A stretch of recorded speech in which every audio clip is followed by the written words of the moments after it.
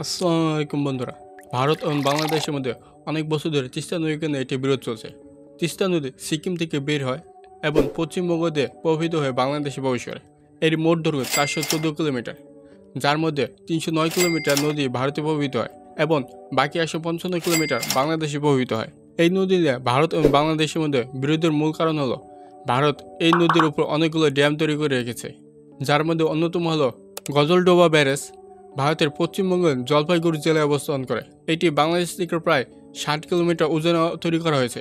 এই ব্যারেজ থেকে বাংলাদেশের দিকে তিস্তার পানি প্রবাহ নিয়ন্ত্রণ করা হয়ে থাকে। সব মিলে উল্লেখযোগ্যভাবে 6টি প্রধান বাঁধ বা প্রকল্প রয়েছে উজানে সিকিম ও পশ্চিমবঙ্গে, যা তিস্তার পানি প্রবাহকে নিয়ন্ত্রণ করে থাকে। শুকনো মৌসুমে ভারত বাঁধে পানি সংরক্ষণ করে, যার ফলে প্রবাহ কমে যায় এবং বাংলাদেশি কৃষকদের কাছে পানি পৌঁছায় না। অন্যদিকে বর্ষাকালে প্রচণ্ড প্রবাহের কারণে বাঁধ থেকে অতিরিক্ত পানি ছাড়া হয়, যার ফলে বন্যার পরিস্থিতি সৃষ্টি হয় বাংলাদেশের উত্তরবঙ্গে।